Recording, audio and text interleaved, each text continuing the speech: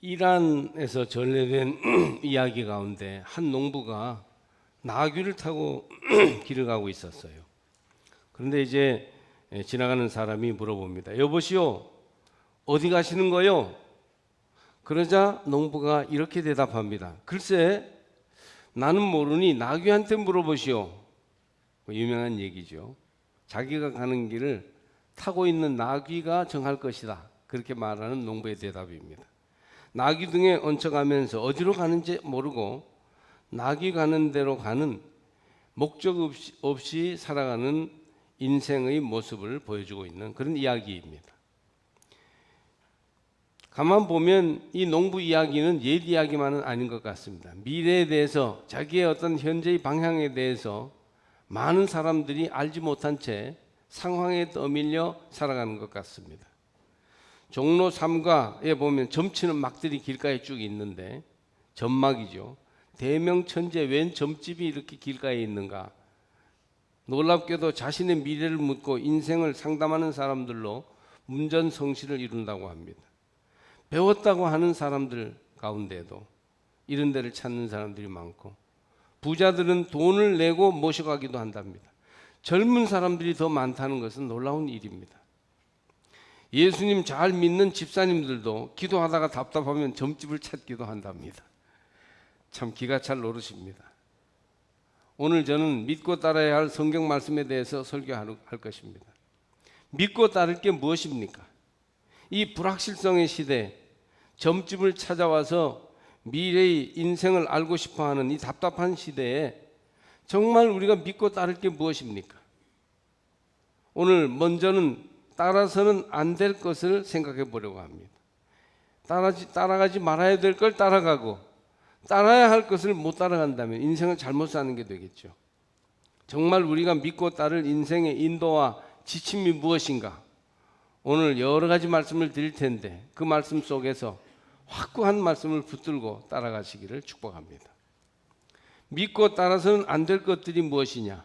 첫째로, 이 세상 풍속과 관습을 믿고 따라서는 안 됩니다.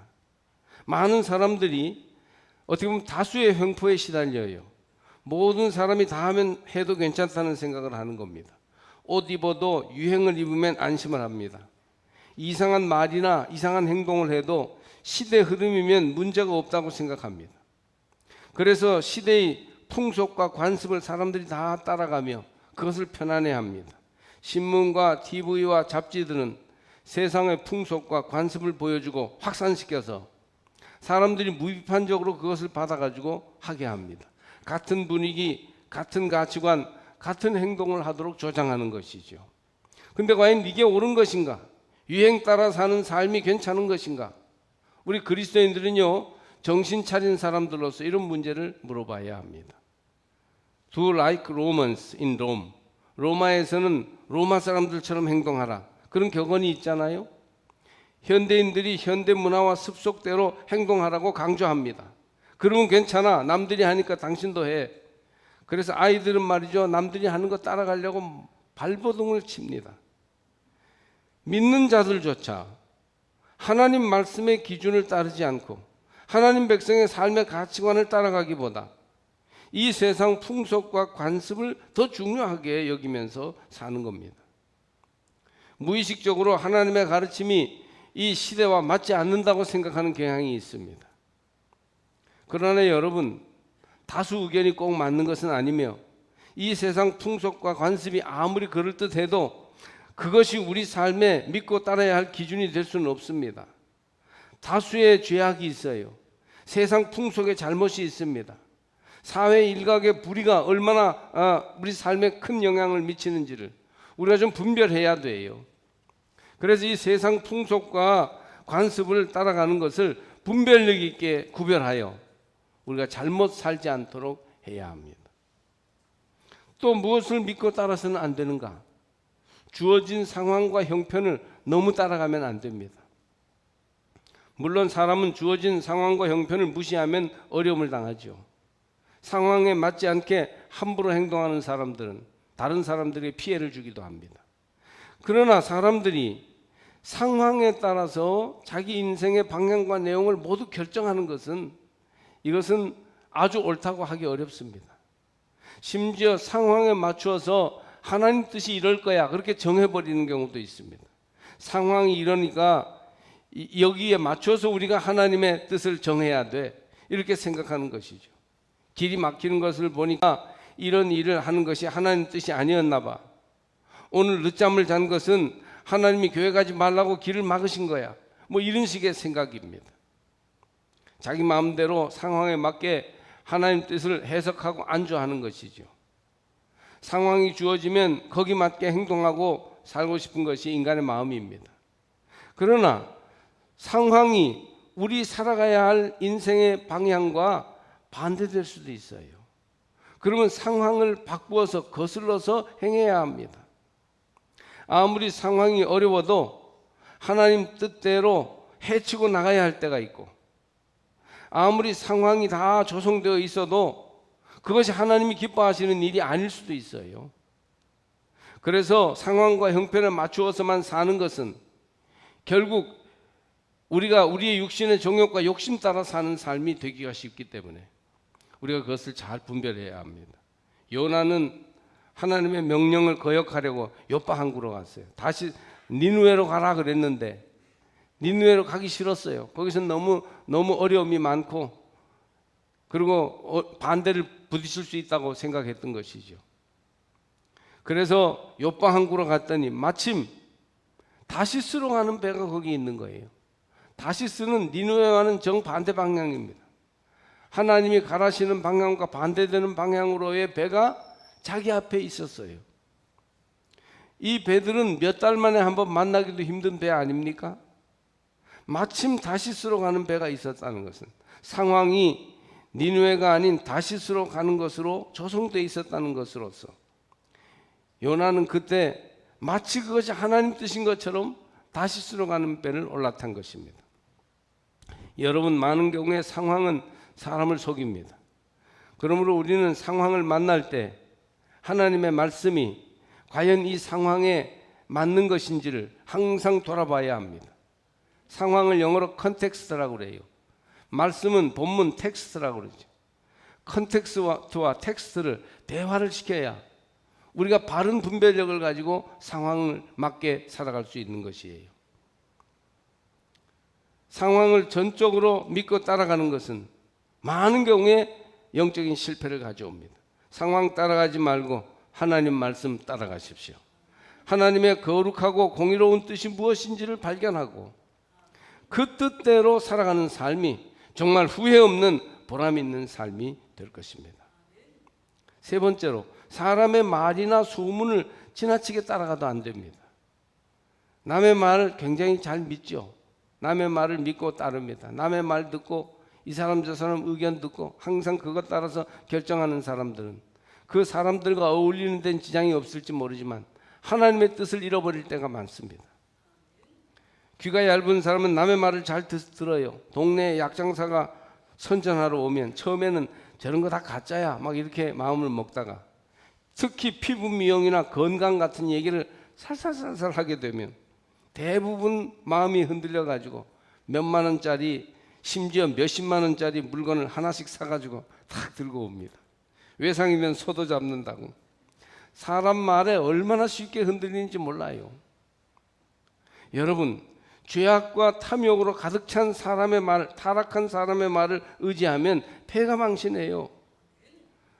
그래서 과연 정말 저 사람이 의로운 사람인지 하나님의 뜻에 맞는 사람인지를 분별해서 그 말을 들어야 합니다. 악한 사람들과 속이는 자들은 더욱 악하여져서 속이기도 하고 속기도 하나니, 디모데후서 3장 13절 말씀이에요. 속이기도 하고 속기도 하는 세상이에요. 그리스도인들이 불신자들에게 조언을 듣다니, 신앙 문제를 말이죠, 안 믿는 사람한테 들어가지고 그걸 결정하는 사람이 있어. 이런 어리석은 사람이 어디 있습니까? 심지어 영적 지도자들에게 잘못된 가르침을 말이죠, 주입시키려고 심어주려고 분별 없게 하는 사람들이 있어요. 막 동영상 보내고 하면서. 그 잘못된 건데, 사람의 조언이나 또 세상에 도는 소문을 지나치게 신뢰하는 것은 많은 경우에 하나님의 뜻을 거스르는 잘못으로 우리를 인도합니다. 요즘 가짜 뉴스를 양산하는 유튜버들이 굉장히 사회 문제를 일으키고 있고, 코로나 질병 문제에 대해서 엄청나게 잘못된 방향으로 사람들을 오도하고 있습니다. 대부분 그 사람들을 가만 보면요, 의도가 너무 강해요. 의도가 너무 강한 사람들 얘기는 좀 분별해서 들어야 됩니다. 조금만 지혜로우면 분별할 수 있는데, 아까 그 약장사한테 금방 속아가지고 물건 사듯이 말이죠. 남의 말에 귀가 얇아가지고 무슨 얘기든지 들으면 그걸 더 보태서 남들에게 퍼뜨리는 겁니다. 충격적이고 희한한 가짜 뉴스를 생산하고 퍼뜨리는 사람들을 보면 잘 보세요. 사람들의 호기심을 유발해가지고 유튜브 조회수가 막 올라가게 해가지고 몇십만 몇백만이 돼서 큰 이익을 끼치려고 하는 사람들이 있어요. 그래서 자기 이익을 위해서 무서운 소리를 사회에다 막 퍼뜨리는 거예요. 뭐 이런저런 영상을 막 조잡하게 엮어가지고 말이죠. 엄청나게 악영향을 끼치는 바이러스보다도 더 무서운 사람들의 말입니다. 정말 위험합니다. 퍼뜨리는 사람이 문제지만 분별력 없이 이런 데 따라가는 사람들이 어리석은 거예요. 사회를 혼란시키고 불의한 사회적인 그런 무질서를 조장하는 이런 잘못을 범하게 되는 것이죠. 그러므로 여러분, 사람 말이나 소문을 지나치게 따라가지 마시기 바랍니다. 우리가 믿고 따를 것이 무엇입니까? 그러면 세상 풍속이나 관습을 따라가도 안 되고 상황과 형편에만 따라가도 안 되며 사람 말 너무 의지하여 가짜 뉴스에 호응하는 거 퍼뜨리는 것도 잘못 사는 것이라면 우리가 정말 믿고 따를 게 무엇일까요? 바로 성경 말씀입니다. 할렐루야. 성경 말씀을 믿고 따르십시오. 말씀이 주는 핵심적인 메시지를 결코 놓치지 말고 굳게 붙드십시오. 믿고 따를 삶의 기준과 인도가 성경에 분명히 나와 있습니다. 그러나 너는 배우고 확신한 일에 거하라. 아멘. 성경은 능히 너로 하여금 그리스도 예수 안에 있는 믿음으로 말미암아 구원에 이르는 지혜가 있게 하느니라. 모든 성경은 교훈과 책망과 바르게 함과 의로 교육하기에 유익하니. 할렐루야. 악한 사람들과 속이는 자들은 더욱 악하여져서 속이기도 하고 속기도 해요. 얼마나 이악스럽게 속이고 속는지 몰라요. 바울 시대에도 이런 일들이 있어서 성경에 그대로 나와 있는 걸 보면 정말 기가 막힌 말씀이 아닐 수 없습니다. 거품과 그림자 같은 헛된 세상 풍속과 사람들이 지어내는 거짓말을 따르지 말고 진리 말씀, 영원히 변치 않는 우리가 믿고 따라야 할 성경 말씀만 따라가시기 바랍니다. 주의 말씀, 성경이 우리를 인도해 주는 기준이 있어요. 믿고 따를 하나님의 말씀입니다. 주의 말씀이 우리를 어둠 가운데 빛으로 인도하며 죽음에서 생명으로, 혼란에서 평안으로, 낙심에서 용기와 소망으로 이끌어 갈 것입니다. 하나님 말씀에 우리는 순종하며 따라갈 뿐이에요. 그러면 참된 평안과 만족과 기쁨이 있게 될 것입니다. 육신의 양식을 먹는 것도 중요하지만 이렇게 성경 말씀, 우리가 믿고 따라야 할 바른 하나님의 말씀을 먹고 섭취하고 그것을 우리 속에 채우는 것이 매우 중요한 것이죠. 그러므로 하나님의 말씀을 믿고 따르는 성도들이 다 되시기를 바랍니다. 미국 새들백 교회, 유명한 교회죠. 릭 워렌 목사가 신약 성경을 통해서 하나님의 말씀을 7가지 뜻으로 정리한 내용을 제가 오늘 소개해 드리려고 합니다. 그래서 이 성경 말씀 전체, 특별히 신약 성경의 7가지 내용이 우리가 믿고 따라야 할 내용이라는 거예요. 첫째로 믿고 따라야 할 성경 말씀은 내가 영생 얻는 길을 보여줍니다. 어떻게 하면 죄로부터 구원받아 영생 얻을 수 있을까요? 선행을 하면 됩니까? 교회를 많이 출석하면 됩니까? 세례와 성찬을 받으면 됩니까?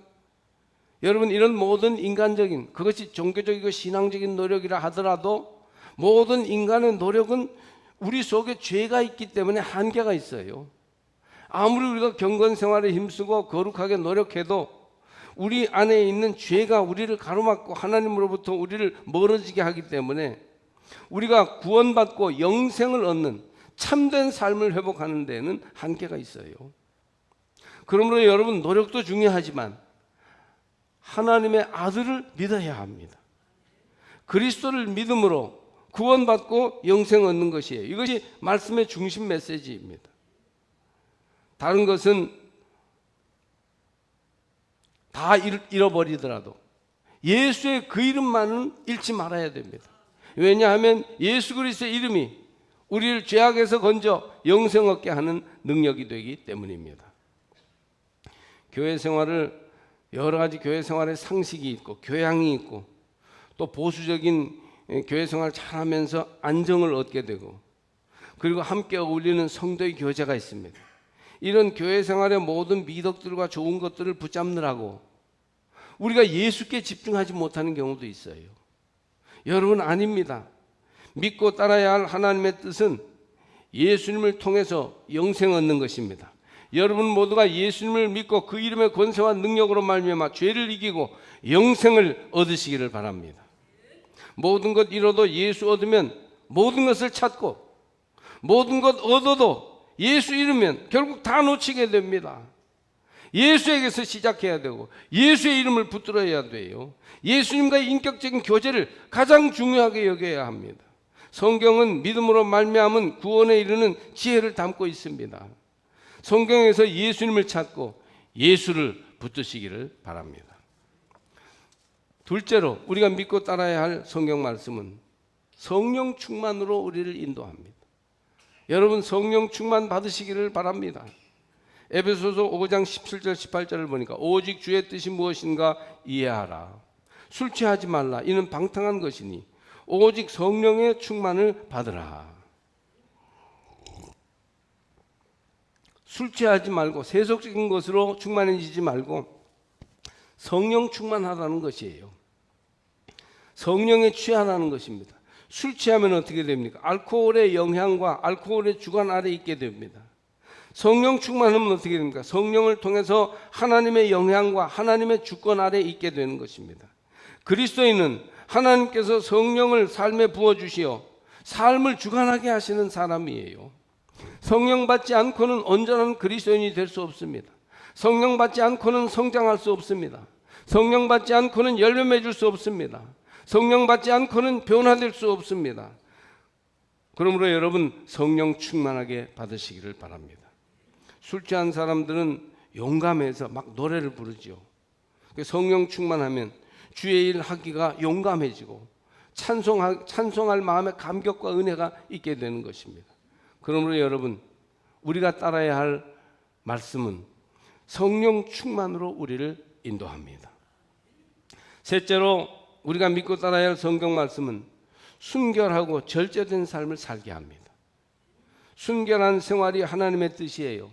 구약 성경 레위기 민수기 이런 데 보면 얼마나 성결한 생활에 대해서 많이 얘기하고 있습니까? 거룩하고 순결한 사람에게 하나님은 특별한 기쁨과 능력을 주십니다. 순결하고 절제된 생활은 육체적 쾌락을 다 거부하는 게 아니에요. 하나님은 금욕주의를 요구하지 않으십니다. 아이고, 그렇게 순결하고 절제된 생활하면 너무 인생이 재미없고 너무 지루하잖아요. 그렇지 않아요. 하나님은 정말 우리에게 기쁨과 감격을 주시는 삶을 풍성히 허락해 주셨어요. 아담과 하와를 짝지어 주셨고 돕는 배필이 되게 하셨으며 우리의 삶에 하나님이 기쁨과 쾌락을 주셔서 그래서 거룩한 가운데에도 행복하게 즐겁게 살게 하셨습니다. 그러나 방탕하고 음란하고 욕망의 노예가 되는 것은 하나님의 뜻이 아닙니다. 사랑이 방탕하지 않고 절제되고 정결해야 하나님이 허락하신 기쁨과 쾌락을 누리게 되는 것입니다. 거룩하고 아름다운 절제된 삶을 살기 위해서는 쾌락을 다 포기하는 것이 아니고 하나님 뜻에 맞게 사용하는 것입니다. 교회 생활을 바로 하면 교회 생활을 통해서 순결하고 절제된 삶을 영위하게 됩니다. 그런데 교회 생활을 잘못하는 사람들은 교회 생활 속에서도 죄를 짓고 방탕하게 사는 사람도 있어요. 그러므로 순결하고 절제된 삶으로 바르게 돌아오시기를 주의 이름으로 축복합니다. 넷째로 우리가 믿고 따라야 할 성경 말씀은 늘 감사하는 삶으로 우리를 인도합니다. 여러분, 감사하며 사시기를 바랍니다. 항상 기뻐하라, 쉬지 말고 기도하라, 범사에 감사하라. 이는 그리스도 예수 안에서 너희를 향하신 하나님의 뜻이니라. 감사할 만한 것에 감사하라고 하지 않습니다. 범사에 감사하라. 모든 일에 감사하라. 좋은 일뿐 아니라 평범하고 별것 아닌 일에도 감사하고, 특별히 문제와 고통과 실패에도 하나님께 감사하라는 것이에요. 민수기에 보면 광야길에 이스라엘에게 제일 큰 문제는 불평 원망하는 것이었습니다. 하나님은 불평하는 그들을 무섭게 다스렸어요. 그래서 불뱀에 물려서 죽게 만들고 땅이 꺼져서 땅 속에 묻혀 죽는 징벌을 주셨습니다. 정말 하나님의 직접적인 징벌과 모세를 통한 깨우침을 강력하게 주셔서 그들로 하여금 회개하게 했습니다. 회개한 그들이 어떻게 됐습니까? 감사하는 사람이 되었어요. 불평하고 원망하는 삶에서부터 감사하는 삶으로 변화되는 것, 이게 하나님의 말씀이 우리를 가르치는 중요한 뜻이에요. 감사 생활은 하나님의 뜻이고 불평은 마귀가 주는 것입니다. 다섯째로 믿고 따라야 할 성경 말씀은 내가 모범 시민이 되는 것입니다. 선한 시민이 되는 것이 믿고 따라야 할 하나님의 뜻입니다. 여러분, 우리는 거룩한 하나님의 백성이라고 해서 이 세상의 법과 세상의 질서와는 무관하다고 생각하지 마십시오. 교통 질서를 지키고 국가의 법을 준수하며 시민으로서의 의무와 책임을 다하는 것은 우리 삶의 중요한 기준이고 성경이 가르치는 바입니다. 만약 우리가 그 법에 동의하지 않는다면 시민의 의식을 가지고 법을 바꿔요. 그럴 수 있습니다. 그러나 법이 바뀌기 전까지는 우리에게 하나님이 세상에게 주신 법을 준수하며 살아야 돼요. 법을 어기고 현재의 질서를 막 항거하면서 사는 것은 크리스찬의 바른 도리가 아닙니다. 요즘 사회의 문제는 모범 시민이 되지 못하는 크리스찬들이 많다는 사실에 있습니다. 코로나는 전염력이 강하고 후유증도 아주 심한 병으로 알려져 있어요. 그래서 이 세상에 급격하게 전염되는 것을 모두 막도록 노력해야 되죠. 일치단결하여 방역에 힘쓰면요 극복될 수 있답니다. 우리나라가 지금까지 잘해온 것처럼 그렇게 딱딱 한 마음이 돼서 움직이면요 얼마든지 극복할 수 있답니다.